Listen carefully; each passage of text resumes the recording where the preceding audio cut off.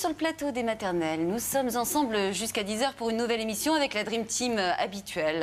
À présent, bonjour Nathalie. Bonjour Julia. Toujours la tête dans les livres? Ah bah oui, plus que jamais. C'est une sorte de maladie. Oui, mais bon, ça vous va hein. bien, ça vous va très bien. Merci. Elsa, toujours les doigts sur l'ordinateur? Collé au clavier. Très bien.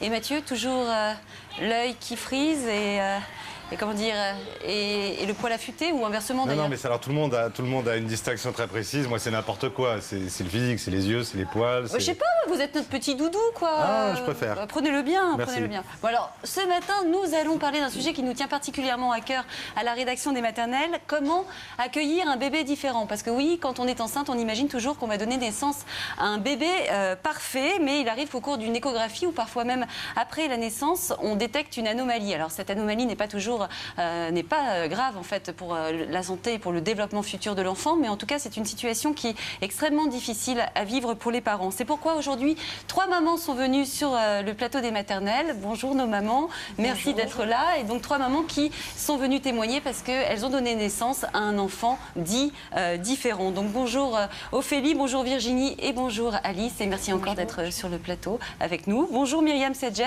Bonjour. Bonjour, vous êtes pédopsychiatre, psychanalyste et l'auteur de ce livre « Si les bébés pouvaient parler » paru aux éditions Bayard. Elle est au forum Ce que Satanas est à Diabolo. Je veux bien sûr parler d'Elsa et son forum.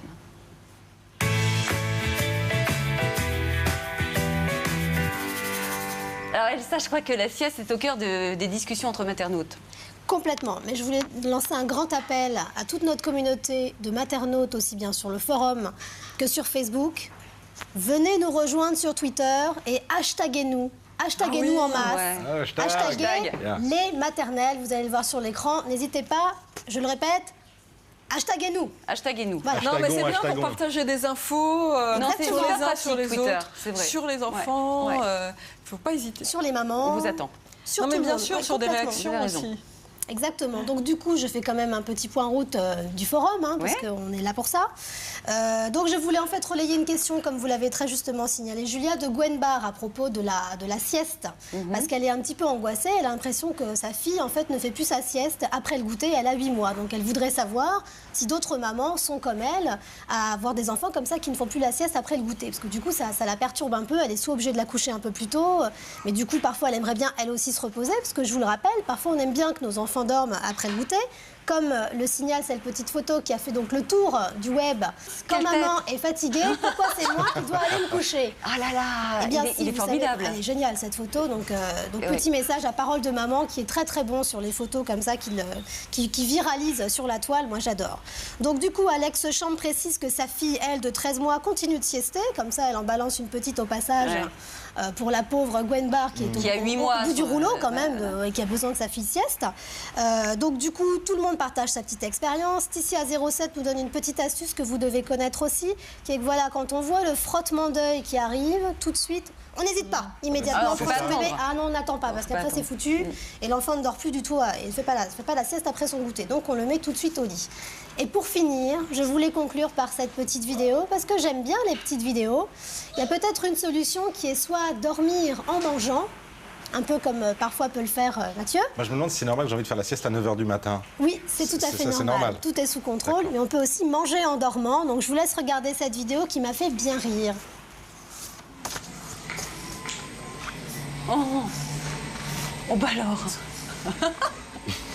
Voilà, il mange, il dort, il dort, il mange. Pourquoi choisir au bout d'un moment? Pourquoi Voilà. choisir? Mais c'est ça la vraie vie. Qu'est-ce que vous voulez de plus? Nathalie Comme ça, essaye de trouver des livres, mais finalement, on n'a pas le temps. Non, mais parce que est là. c'est plus difficile de Dormir. lire en dormant. Hein. Non, moi, c'est j'ai pas essayé, vrai, En fait, c'est cette très bien. vidéo m'a été confiée par les parents de Mathieu. Je tenais à Ah, préciser. très bien. Vous êtes très mignon, Mathieu. Merci, Elsa. On fait à présent le tour de la question.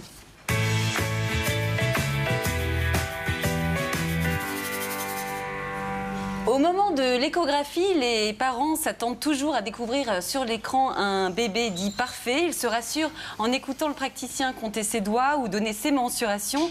Mais il arrive parfois que le bébé à venir, eh bien qu'en bonne santé, présente une anomalie visible qu'il va falloir opérer à la naissance. Alors, comment accepter cette différence? Comment se préparer et accueillir et présenter ce bébé qui, a priori, n'est pas conforme à l'image qu'on se faisait de lui? Eh bien, c'est ce que nous allons voir tout de suite ensemble sur le plateau des maternelles, en commençant par un vrai faux. Myriam, je m'adresse à vous. 3 questions, vrai ou faux. Pendant la grossesse, le bébé imaginaire est forcément un bébé parfait, vrai ou faux? En général, oui. C'est le bébé dont on rêve, c'est celui qu'on a souhaité, c'est celui qu'on a commandé pour Noël. D'accord, très bien. L'échographie est un examen médical, mais il n'est pas forcément perçu comme tel par les parents, vrai ou faux? Et c'est dommage. Oui. C'est un examen médical avant tout, et c'est en fonction de ça que les personnes qui font l'échographie vont faire des commentaires. Eux, les parents, viennent voir le bébé, Oui. et vont entendre autre chose. Mais c'est Ils ne pas vont montré pas dans l'examen entendre médical. qu'une cuisse courte, un fémur court, c'est un signe peut-être de trisomie 21. Eux, ils vont entendre on a des petites jambes dans la famille. D'accord. D'accord. Alors, on est moins prêt à accepter la différence de nos jours qu'auparavant, vrai ou faux? En raison de la création encore récente du diagnostic anténatal qui permet d'arrêter une grossesse lorsqu'elle s'annonce catastrophique en cours de route, de ce fait, on a beaucoup moins de gros handicaps, de catastrophes extrêmement invalidantes autour de nous. Donc on est moins habitué. Donc on est moins habitué à faire avec, à vivre avec et à concevoir qu'il y ait des différences. Elles ne sont pas toutes invalidantes, il y a des différences qui sont tout à fait gérables avec une vie normale ou presque normale, mais du coup elles deviennent beaucoup plus inquiétantes que si tous les enfants qui avaient des gros problèmes étaient autour de nous. Et c'est justement ce qu'on va voir avec nos mamans, et notamment avec vous, Ophélie. Vous êtes la maman de Laura qui a 3 ans et d'Agathe qui a 4 mois et demi. C'est pendant votre grossesse, au cours de la 2e échographie, que vous avez appris qu'Agathe avait une fente labiopalatine. C'est une malformation de la lèvre et du bas du visage qu'on appelait autrefois bec de lièvre et qui concerne un enfant sur 700 quand même. Qu'avez-vous ressenti à cette annonce? Donc évidemment, je n'étais absolument pas préparée à ce qu'on m'annonce cette malformation. J'étais vraiment dans l'idée du bébé idéal, c'est-à-dire que je venais passer mon échographie en pensant voir mon bébé, sans aucune arrière-pensée. Et il y a une petite phrase dont je me souviendrai toute ma vie, c'est au moment où l'obstétricien qui me passait l'échographie m'a dit « Alors là, par contre... » Et ce là, par contre, il résonne encore. Il résonne. Autant pour ma première fille, la phrase dont je me souviendrai toute ma vie, c'est quand ils m'ont annoncé que c'était une petite fille. Ouais. Et là, c'est ce là, par contre, qui... Et au niveau de vos émotions, c'est un choc. Dans quel état, si vous vous en souvenez, vous étiez? J'étais... alors, il y a eu un moment d'incompréhension. On n'est pas préparé, on ne comprend pas ce dont on nous parle. Ouais. Et après, j'ai eu tout un moment de déni, c'est-à-dire qu'en fait, j'ai pas voulu entendre, j'ai pas voulu comprendre. Pour moi, il s'était trompé, quoi. Non, il s'était pas trompé, mais pour moi, c'était quelque chose qui allait être vite passé. À la naissance, on allait très vite l'opérer, puis on n'en parlerait plus. Et j'ai pas voulu comprendre l'importance, entre guillemets, de ce qui attendait ce bébé et de ce qui nous attendait, nous, en tant que parents. Il y a eu un déni. Une phase de colère aussi? Une phase de colère, ouais, de colère et on se dit pourquoi nous, pourquoi moi. Sentiment d'injustice. Voilà, d'injustice, de colère et on se demande pourquoi ça nous arrive à nous. Et on ne comprend pas, on est très en colère, oui. Et votre grossesse a été prise en charge différemment à partir de ce moment-là? Oui, alors c'est ça qui est difficile aussi, c'est que évidemment quand on est enceinte, on imagine la grossesse parfaite. Et à partir de ce moment-là, je suis passée dans une grossesse à risque, c'est-à-dire que le bébé était très surveillé. J'avais des échographies tous les mois. J'ai dû passer une amniosynthèse pour vérifier qu'à partir du moment où il y a une malformation, il faut vérifier que tout le reste est normal. Donc amniosynthèse, échographie tous les mois. Le bébé était très surveillé et les échographies étaient plus du tout les mêmes. C'est-à-dire que moi, j'allais passer mes échographies avec la boule au ventre. Qu'est-ce qu'on va encore m'annoncer Et la fente labiopalatine, en fait, était visible dès la 2e échographie, mais ça s'est affiné au fur et à mesure des échographies. Donc on a su au fur et à mesure du temps que c'était une fente large, importante, jusqu'au voile du palais. Donc au fur et à mesure des échographies, on en apprenait de plus en plus. On n'était évidemment plus du tout dans le même état d'esprit. D'accord. Virginie, vous êtes la maman de Rosie qui a 8 ans, de Louise qui a 5 ans, de Maxence qui a 3 ans et demi et de Léopold qui a 18 mois. Lors de la 2e échographie, là encore, on vous a annoncé que Maxence avait une malformation de la main droite. On parle d'agénésie, c'est ça, de la main. Qu'est-ce que vous a dit l'échographiste? Là aussi, vous vous en souvenez? Il y a des mots précis. Je me souviens très très bien. En fait, l'échographiste nous avait dit, vu qu'on voulait savoir le sexe du bébé alors qu'on n'avait pas demandé pour les précédents, nous avait dit qu'en fin d'échographie, elle nous donnerait le sexe du bébé. Donc au bout d'une quarantaine de minutes, elle nous a dit que c'était un petit garçon. Donc on était très contents, on avait 2 filles avant. Et en fait, à ce moment-là, elle a continué l'échographie. Et elle a tout re-regardé, tous les organes et tout. Et elle a commencé à nous dire, alors le cœur va bien, les reins vont bien, il n'y a pas de souci. Enfin, en énumérant en fait tous les organes qui allaient bien. Positif. Voilà. Et étant moi-même dans le milieu médical, je savais un petit peu comment les annonces, on va dire, de diagnostic pouvaient se faire. Donc, du coup, quand elle a annoncé tout ce qui allait bien, à un moment, je lui ai dit, mais donc il y a quelque chose qui ne va pas bien. Et en fait, elle en était au moment des bras. Et elle m'a dit, bah oui, il y a du côté droit, je ne vois pas la main. Quelle a été votre réaction à ce moment-là? Effondrée. Effondrée complètement voilà, d'avoir ce bébé, mais d'un autre côté, vu qu'elle vérifiait tout, en l'occurrence soulagée que ce soit pas autre chose, parce que j'avais au fond de moi, en fait, depuis le début de la grossesse, on dit un instinct, enfin quelque chose où je disais, j'arrive pas à avancer dans cette grossesse, j'arrive pas à m'investir, il y a quelque chose qui va pas. Et les gens autour de moi me disaient, oh tu as 2 filles, ça doit être un garçon, c'est pour ça, c'est différent. Et en fait, en début d'échographie, donc j'ai dit ça à l'échographiste, et c'est à ce moment-là qu'elle m'a dit, oh, mais vous inquiétez pas, on va faire l'échographie, je vous donnerai le sexe à la fin. Donc finalement, c'était effondré, mais en même temps, un petit soulagement finalement de se dire... je sais pourquoi j'avais cette mais on reste quand même en sortant complètement effondré par l'annonce. Oui, d'ailleurs, Myriam, comment réagissent généralement les parents à qui on annonce que l'enfant a une malformation? C'est bouleversant, parce que le rêve s'effondre un petit peu, et d'autant plus qu'à ce moment-là, ils imaginent le pire. Ils fantasment des choses inquiétantes. Ils se sont très vite persécutés par cette annonce qui casse le rêve. Et ce bébé qui était dans leur tête, il en prend un sale coup. C'est comme si d'un seul coup la grossesse s'arrêtait là. Qu'est-ce qui se passe?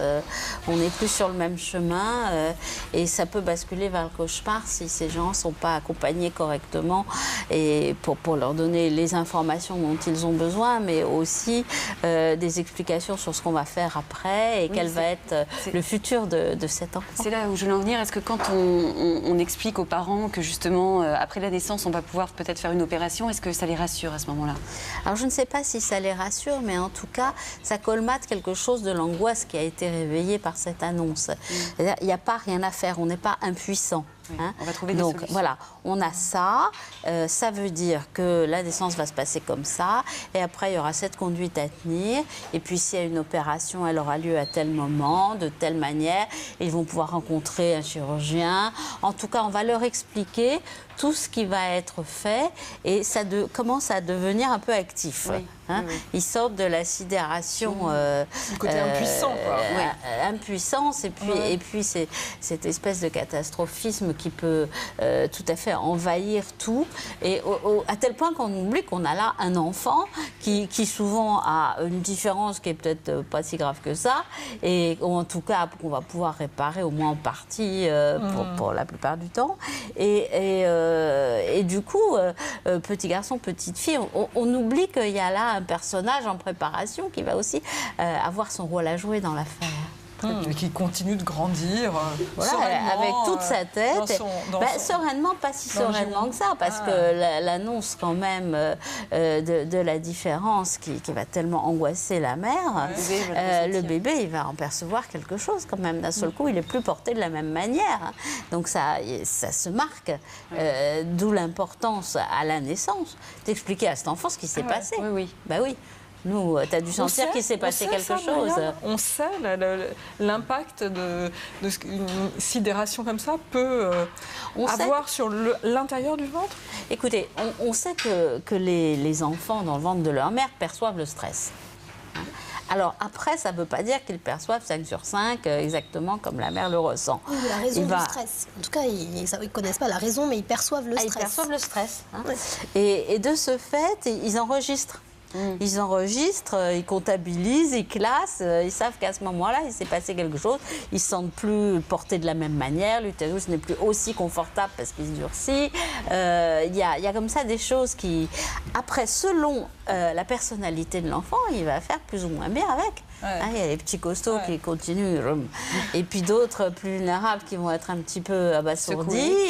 Il y en a qui vont rester très calmes en disant on verra bien plus tard, d'autres qui vont s'agiter. Enfin, et puis après, nous autres, les psychanalystes, on sait que les enfants ont une demande qui va s'exprimer de différentes manières. On a des enfants qui vont pas aller si bien que ça après, d'autres qui vont être plutôt pas prendre de poids, ou bien très excités, ou bien pas dormir, ou bien pas manger, ou manger trop. Enfin, chacun à sa façon peut manifester que ça va pas si bien que ça. C'est comme si il demandait à savoir quelque chose. Et ce qu'il demande à savoir, c'est qu'est-ce qui s'est passé. D'où la nécessité des mots MOTS dont vous parlez. De leur dire, voilà, tu as senti dans mon ventre à ce moment-là, c'est parce qu'on annonçait que ta main, elle n'avait pas bien poussé, et que maman, ça lui a fait ou que ta bizarre. bouche, elle n'était pas fermée convenablement. Et donc, ça nous a beaucoup perturbés. C'est ça que tu as senti. Mais on savait bien que tu arrivais quand même et qu'on allait s'occuper de toi. Et maintenant, on est très heureux que tu sois là. Et finalement, c'est pas si grave ce que tu as. Alice, Charles a 3 ans et Louise 18 mois. C'est Charles qui est né lui aussi sans main gauche. Pourtant, rien n'avait été détecté pour le coup lors des échographies. Comment vous avez vécu les premiers instants de vie avec votre fils? Premiers instants très difficiles, sous le choc, effondré, en larmes, plein de sentiments remontent, sentiments de culpabilité. Qu'est-ce que j'ai fait pour faire un enfant avec une seule main? Qu'est-ce que j'ai fait dans ma grossesse? Est-ce que j'ai pris des médicaments? Est-ce que j'ai mangé des choses qu'il ne fallait pas? Est-ce qu'on se remémore toute la grossesse? On s'excuse. Moi, je me suis excusée pas mal de fois auprès de mon mari. Au moment où vous avez le bébé sur vous? Excuse-moi. Je suis désolée, je m'excuse. Je ne sais pas ce que j'ai fait, mais je m'excuse. Vous dites qu'il avait... alors, évidemment, il y a tout ça, et en même temps, vous dites... vous vous souvenez de son regard d'ange? Oui, en fait, l'obstétricien me l'a posé sur le ventre, 30 secondes. Là, on ne s'en est pas encore aperçu. Il l'a emmené sur la table d'examen. Et là, j'ai vu qu'il y avait quelque chose qui n'allait pas, parce qu'il y avait beaucoup de sages-femmes qui s'affairaient autour de la table d'examen, et avec des visages tristes. Donc, je dis, il y a quelque chose qui ne va pas, va voir. Donc, j'envoie mon mari voir ce qui se passe. Il revient, il me chuchote à l'oreille, il lui manque une main. Donc là, je hurle, je m'excuse. Ensuite, on me ramène mon fils. Je le regarde, mais il avait un visage, on aurait dit un petit ange qui venait du ciel, avec un sourire de charmeur. J'ai tout de suite été séduite par cet enfant. Il était magnifique. J'avais fait le plus beau bébé du monde. Tant pis, il manquait une main. Bon, j'ai pas de chance, mais c'est pas grave. Il a tellement un visage magnifique, et c'est la première chose qu'on regarde chez quelqu'un, c'est le visage. Donc c'est gagné. Il vous a connecté avec le regard. Il vous a eu. Complètement. Et est-ce que, justement, j'imagine que le personnel médical vous a rassuré en termes de culpabilité? Vous a dit que vous y étiez absolument pour rien. Est-ce que vous êtes arrivé à dépasser cette culpabilité? Avec le temps. Avec le temps? Avec le temps, en retraçant tout le parcours de la grossesse, j'ai pas fait d'erreur. Et puis on m'a expliqué que c'était pas de ma faute, qu'il y a des enfants qui naissaient comme ça, que c'était la nature, et qu'il fallait le prendre comme il l'était. Et il était magnifique, et je l'ai accepté comme il était. Pourquoi c'est important à l'annonce justement de ça, et puis après pendant la grossesse, d'accompagner les parents? C'est important qu'ils ne soient pas seuls avec ça, parce que d'abord, cette culpabilité dont vous parlez est inhérente à toutes ces situations, quand l'enfant arrive prématuré, quand l'enfant arrive malade, quand l'enfant n'arrive pas conforme. À ce moment-là, il y a une culpabilité qui envahit les femmes et qui est ravageuse. Alors, cette culpabilité, en général, avec le temps, elle cède. On accompagne les gens, on leur permet d'en parler, on les rassure, on leur donne les informations dont ils ont besoin. Moyennant quoi, les choses s'arrangent. Mais elle est toujours là, cette culpabilité. Dans les services de néonatologie, on connaît ça. On sait que les mères des enfants qui ont des soucis à la naissance sont ravagées de culpabilité. Et le temps répare les choses. Et c'est surtout, j'ai envie de dire, les enfants qui réparent les choses, parce que ils sont toujours là, et leur travail d'enfant, c'est de faire de leur mère, de leur père, des parents. Et ils sont très forts à faire ça. Hein. Ils savent très bien s'y prendre. Donc, quand le diagnostic n'a pas été annoncé avant la naissance, avec tous les fantasmes catastrophiques qui viennent avec, l'enfant, lui, sait très bien et assez vite conquérir ses parents, prendre sa place au soleil, avec ce qui va et avec ce qui ne va pas. Et c'est là que tout le monde se répare un petit peu. Ophélie, les médecins vous ont expliqué que votre fille souffrait d'une malformation isolée, sans conséquence pour son développement, et que surtout, vous n'y étiez pour rien. Vous avez réussi à dépasser ce sentiment de culpabilité grâce à ces paroles-là? J'ai encore du mal. J'ai encore du mal. J'ai compris que c'était pas de ma faute. J'ai compris que c'était une malformation voilà, qui arrive, peu importe l'âge de la mère, peu importe on ne sait pas pourquoi. Il y a des enfants qui naissent avec une fente labio-palatine. C'est multifactoriel, je l'ai bien entendu, je l'ai bien compris. C'est théorique, mais j'ai encore du mal et au fond de moi, je me pose encore la question de ce que j'ai bien pu faire ou ne pas faire pendant ma grossesse. Comme Alice. Voilà, alors je le dis plus parce que j'ai bien compris que j'y étais pour rien, mais au fond de moi, il reste encore un petit peu de culpabilité quand même et d'incompréhension. Surtout que la malformation de mon bébé touche le visage. Et donc là, c'est très très difficile parce que, donc, comme vous disiez, le visage, c'est ce que l'on va regarder en premier chez quelqu'un. Et donc, c'est une malformation qui est très très très difficile à vivre pour les parents. Et là, en plus, vous êtes au tout début de la reconstruction. Voilà, donc ma fille n'a que 4 mois et demi. Voilà, le temps joue sans doute. Virginie, après l'annonce de la malformation de Maxence, des médecins spécialisés vous ont aidé à cheminer. De quelle façon? Alors, nous avons été orientés tout de suite dans la première semaine en fait vers un groupe de plusieurs médecins à différentes spécialités, donc appelé comité d'éthique. Voilà, c'était un petit peu dans le protocole de prise en charge. Et donc, dans ce groupe... Différents médecins, les médecins qui s'occupaient alors, il y avait des pédiatres, des gynécologues, des généticiens, psychologues, enfin, voilà, vraiment un panel de Ça devait être personnes. impressionnant. C'est très, très, très impressionnant. On a l'impression, là aussi, la culpabilité est présente parce que du coup, de se rendre, donc, mon mari et moi-même, ça faisait un petit peu, en quelque sorte, un tribunal, un examen de passage, entre guillemets. Devant tous ces donc, gens, voilà. Mais au bout du compte, qu'est-ce qu'ils vous ont dit qui a été important? Mais de notre côté, on nous avait bien prévenu qu'en fait, c'était pour pouvoir poser toutes les questions qu'on avait en tête à ce moment-là, au moment où on était sidérés un petit peu par cette annonce. Donc, du coup, on a vraiment noté en amont toutes les questions qu'on avait et on a pu poser... voilà, ces questions-là, ces questions et avoir des réponses, de savoir effectivement encore sur la culpabilité, de savoir d'où ça peut venir.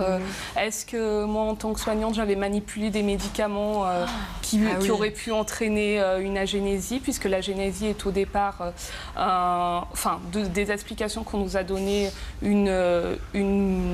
une coagulation qui s'est faite trop rapidement et du coup le membre en question ne pousserait pas, d'une des explications.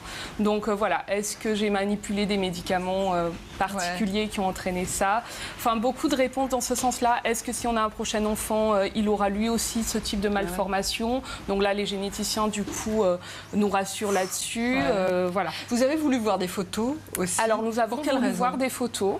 En première intention, quand nous avons rencontré dans un deuxième temps le chirurgien orthopédiste avant que Maxence naisse, et en fait lui nous a fortement déconseillé de voir des photos parce que effectivement ce sont des types de malformations qui sont complètement différentes d'un enfant à l'autre, et du coup il voulait vraiment, on voit pas les photos de son enfant avant la naissance, ne serait-ce que à part l'échographie mais qui n'est pas une photo, donc il voulait vraiment qu'on se fasse nous notre image avec ce qui nous avait été dit de comment ça allait être.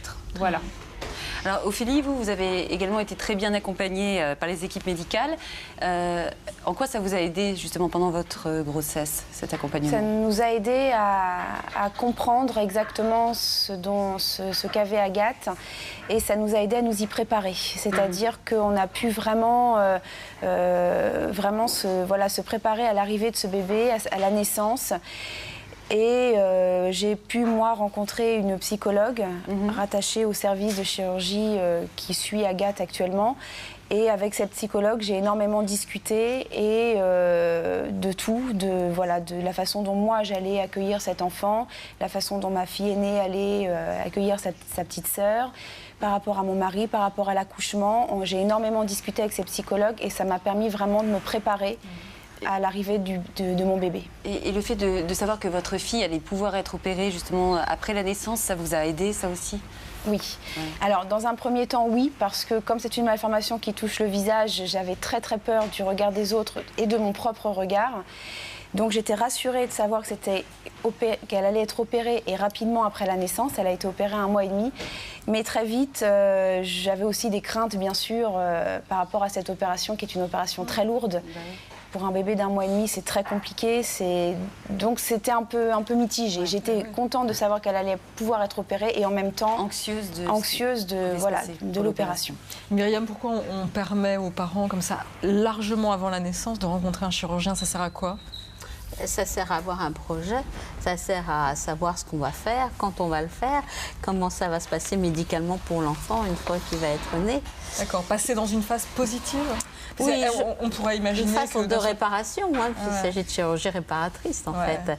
Et quand on annonce une chose comme ça, une malformation qui se voit pendant la grossesse, c'est toujours extrêmement traumatisant pour les parents. Peut-être même plus qu'une malformation plus grave qui ne se verrait pas. Parce qu'il y a la question de l'image et du regard de la société sur l'enfant et de la place qu'il va avoir par rapport à ce regard. Et ça génère beaucoup d'inquiétude de la part des parents.